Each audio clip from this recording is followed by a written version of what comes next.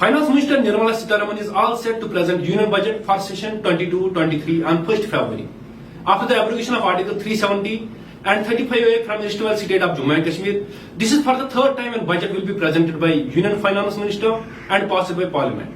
Major projects are in pipeline by which sigh of relief is expected, especially when unemployment is all-time high in Jammu and Kashmir. Here is what people and exporters have to say about this. جو union budget پاس ہونے والا ہے ہم اس سے یہی امید لگائے بیٹھے ہیں کہ جو یہ بجٹ ہو اس میں نوجوانوں کے لیے، اس میں بے روزگاروں کے لیے تھوڑا سا جاب ایلوکیشن بھی ہونی چاہیے، کیونکہ جو ہم پچھلے 4 سال سے کووڈ کی وجہ سے پرابلمز فیس کر رہے ہیں، تاکہ یہ نوجوان اس کی بے روزگاری جو ہے یہ ختم ہو جائے. اس میں سب سے زیادہ ہارٹیکلچر، ایگریکلچر اور ٹورزم کی طرف زیادہ دھیان دینا چاہیے.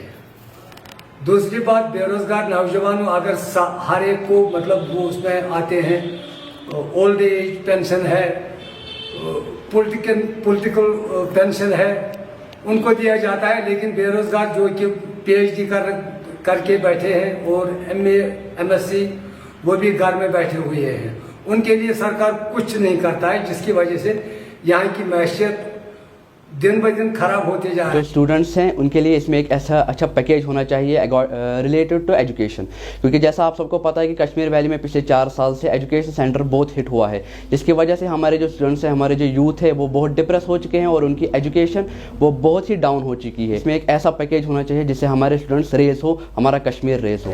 Globally, the situation right now is certainly not good. The coronavirus has made our lives very tough. We've been under the lockdown since the past 2 years. We've lost our loved ones and we've also been hit financially. Now I'm hearing we have a budget session around the corner.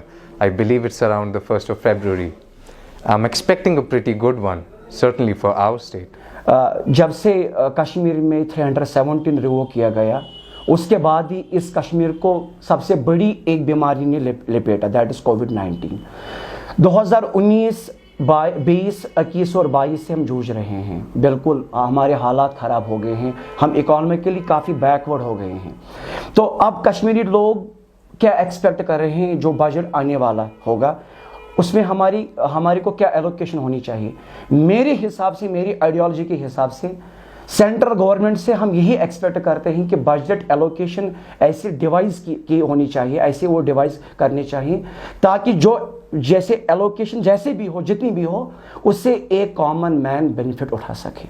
کیونکہ آپ کو پتہ ہی ہے کافی زیادہ badly ہٹ اس sector میں کون ہوا؟ Business sector. اور وہ سیکٹر جو ان بزنس مین کے پہ ڈپینڈ تھے، جیسے labours, sales man etcetera etcetera, کیونکہ جو ملازم لوگ ہیں ان کے پاس تو سیلری ایسے بھی آتی رہتی ہے. تو بیڈلی ہٹ کون ہوا؟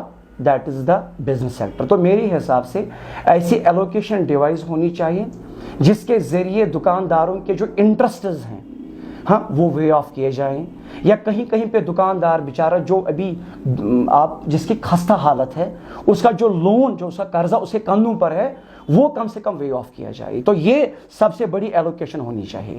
اور سیکنڈ ایلوکیشن سینٹرل گورنمنٹ کی طرف یہ ہونی چاہیے کہ بے روزگاری کیسے ختم کی جائے.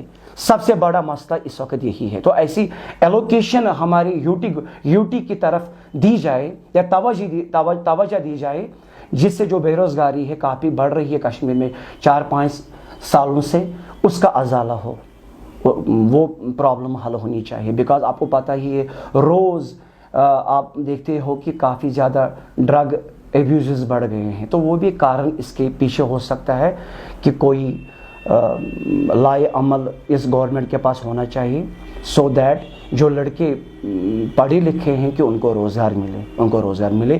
ہم یہی ایکسپیکٹ کرتے ہیں کہ بجٹ سے یہی میسیج آنی چاہیے ہمارے پاس، کس کے ذریعے؟ ایک فائنانشیل ہیلپ کے ذریعے.